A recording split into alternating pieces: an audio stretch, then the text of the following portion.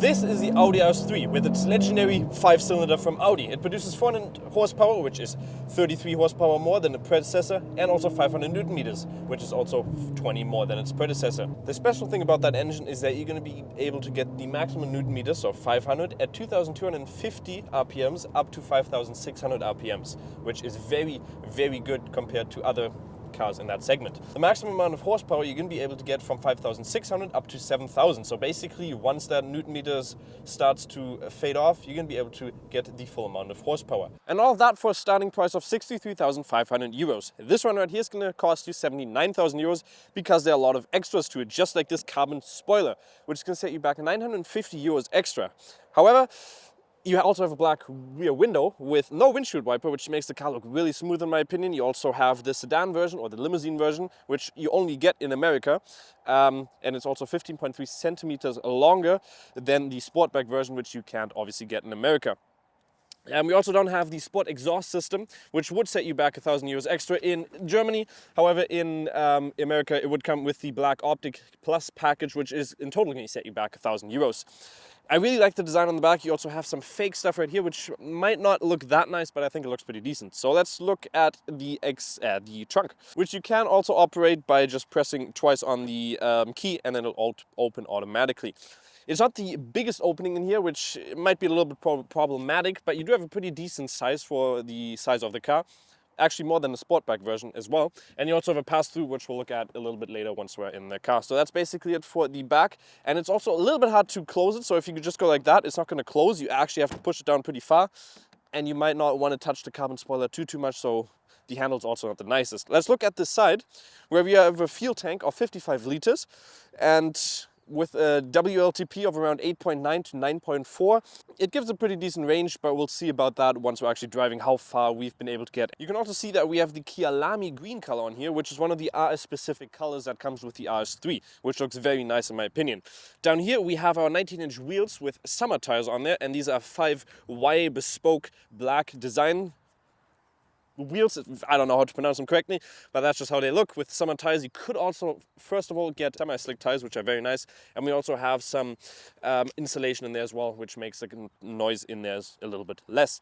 We also have the black package, which we'll look at a little bit more in the front. And I really like this side skirt on there. It looks very, very nice with just the aerodynamic touches. We also, again, have some carbon touches on here, which is going to set you back an extra 630 euros for the side mirrors in carbon. And with the tires, you can definitely see the big brake caliper on here. They've actually improved it from the previous RS3 by 20% with the cooling system. So you have way more cooling performance in there, and they just look very nice. And you can also see right here, we have this kind of fake, well, actually it is fake aerodynamic touch, but it looks very nice from the side, but there's no feature to it. So let's move on to the front, where we can definitely see the Black Optic Plus package, which looks amazing, with the first honeycomb grille in the front, which looks very nice. And then we can also see that we have the Matrix LED headlights, which in my opinion, are a must, because you get this one special feature, which is when you press on the opening, you have this welcoming feature, which just shows that in beautiful animation. And in my opinion, that's a pretty nice touch. You can also get that on the back, but just with that. And you have this RS3 and the racing line on there, which just looks beautiful. We also have some more aerodynamic features in here for your air inlets, and they are actually real. There's nothing fake to it. The car's also gotten a little bit wider, with in the front being 33 millimeters wider, and in the back also 10 millimeters. And also you have, the car is lowered to the A3 by 25 millimeters, which is a fairly decent amount, and also by the S3, I think around 11 millimeters. Don't judge me on that. And we also have our negative wheel chamber, which has been increased, and that just gives a little bit more of a performance in the corners and just in general. And that is also why the Audi RS3 performed magnificently at the Nordschleife with a staggering time of 7 minutes and 40 seconds and 748 milliseconds, which is insanely quick and faster than anybody else in that segment, or that car segment. That is also due to the fact that we have beautiful aerodynamics and also a very light car with an astonishing 1.6 tons or 1,575 kilograms, which is, in comparison, 200 kilograms lighter than the Polo GTI, which this car has all-wheel drive and also the RS torque splitter and an engine that produces 400 horsepower. And it's also bigger. So that is an astonishing feature, and you can obviously get that lighter with some ceramic brakes and stuff like that. But enough jablabble, let's see what the car can actually really do.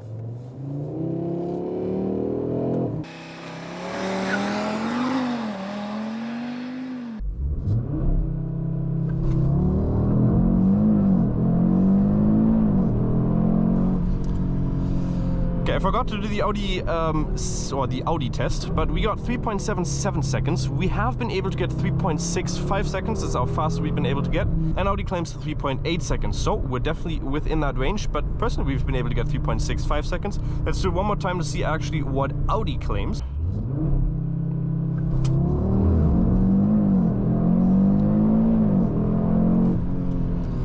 So 3.81 and Audi claims 3.5, which obviously because it's not a GPS tracking device, it's going to claim the speedometer 0 to 100. So 3.5 for that, and we got 3.81. We'll do it one more time to see if we can maybe get down to that 3.65.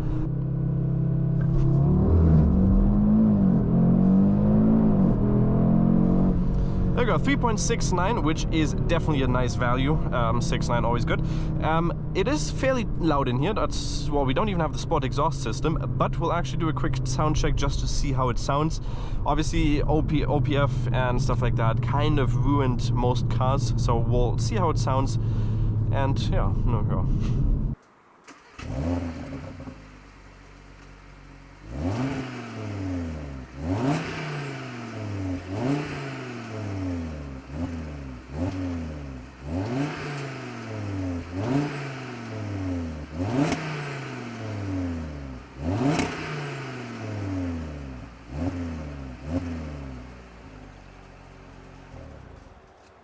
Well, it certainly doesn't sound too bad. With the Sport exhaust sound system, it would probably sound a little bit nicer with the pops and bangs, or more of them, most likely. But in my opinion, for a normal, non-upgraded, I'd say, exhaust system, it sounds pretty decent and not too bad, considering you have OPF and a lot of other norms in there, with the rev limiter as well. If that thing goes up to 7,000 RPMs and standard, while standing, it definitely sounds nice. So one thing that you might hear straight away is that for the first time, the RS3 has a full variable flap control, or dynamic controls. So you can definitely hear that.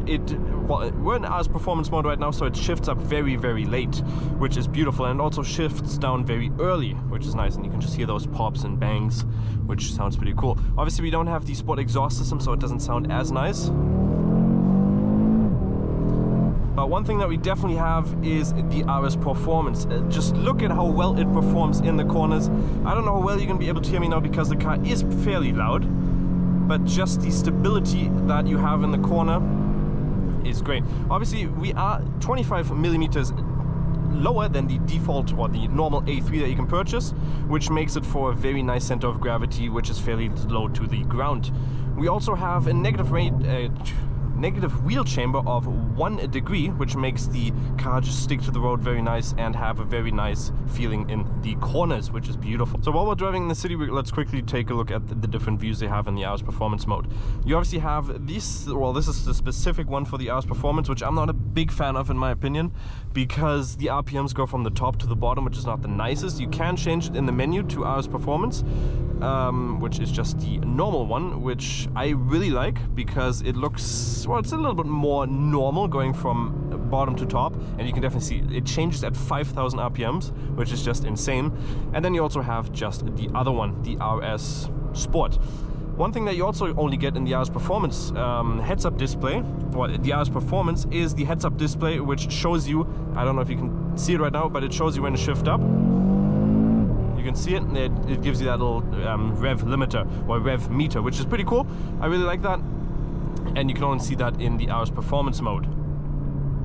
One thing that you can also feel in the RS Performance mode is that the exhaust is very prominent, it's very loud, and you also have just that touch, you get that gas pedal feeling, which is so direct, with the increase of the RPMs just being very high at all time in the RS Performance mode. Shifts down at around 3,000 RPMs, and then it shifts up. You're always going to be at around 4,000 RPMs when you shift down, and it just makes it for such a great exit out of the corners. If we accelerate out here,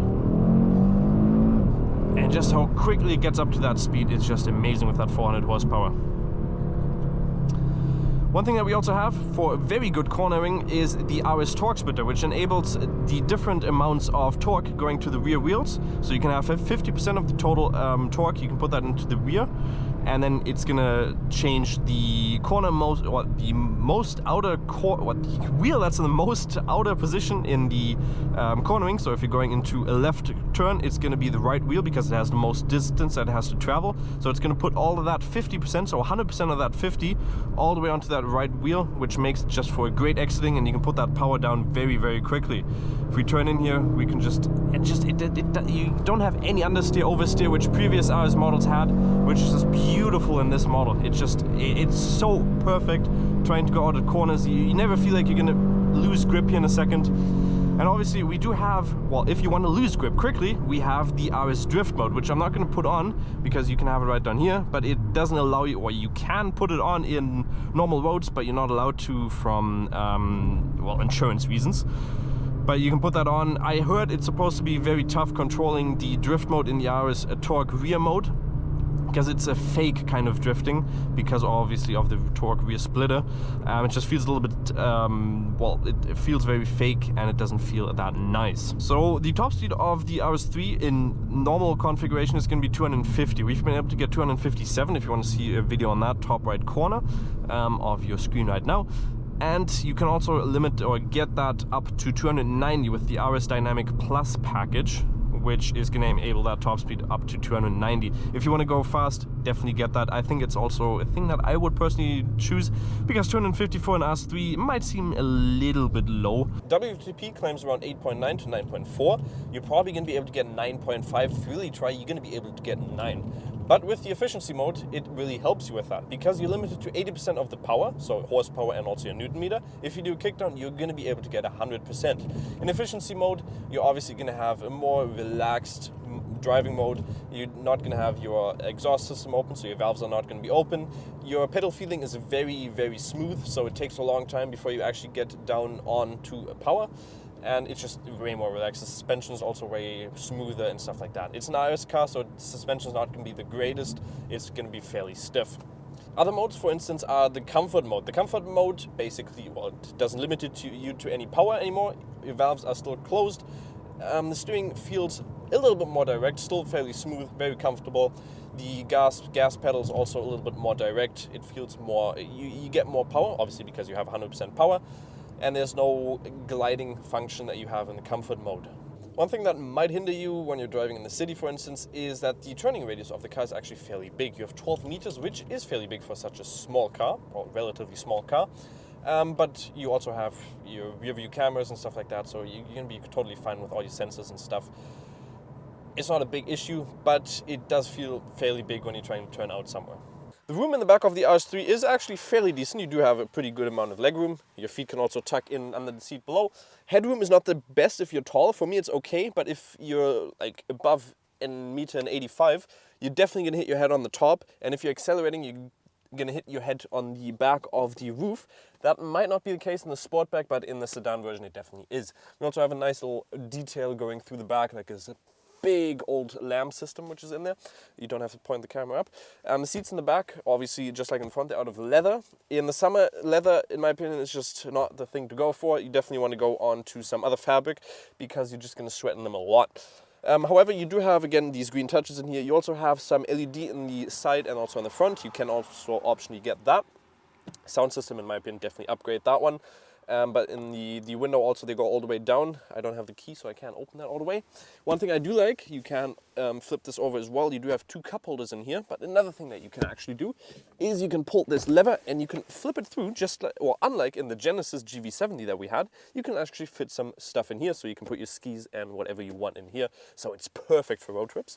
Well, it's not perfect for 4 people, but it's pretty comfortable in here. You can definitely sit in here for a pretty decent long time. You also have 2 USB-C type ports in the back and also some ventilation in the back. The front of the RS3 looks very sporty and also very practical, in my opinion. We have a lot of nice little design touches, which I really like. For instance, you have these extra RS design packages in green, in our color, which just makes the leather stitching green. We have the vents of the, well, we have the vents in green. We also have the, let me show you, the seatbelt in green with the green touches on here, looks very nice, and also the steering wheel in green. Also, the steering wheel, we have a nice Alcantara in here. You could optionally also get like a flat out bottom steering wheel, but that is not available in our configuration because we have the adaptive driver assistance, which if you don't have, you could optionally also get that on the steering wheel. You also have the first time an RS button, which we'll look at more once we're actually driving. I really like that they kept a lot of buttons in here. The only really touch sensitive controls in here is the navigation system, which is very well integrated into the display on the front.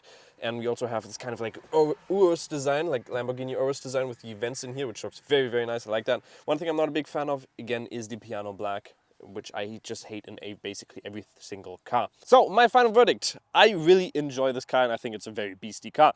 There are a couple of things I would personally change in my personal configuration. For instance, a better sound system. So the Bang & Olufsen sound system for a daily driver just makes it seem a little bit nicer. Also, because it's an RS, you definitely want the most powerful sound you can get. So maybe an aftermarket sound system, exhaust system, or the Sport exhaust system. That's my personal preference.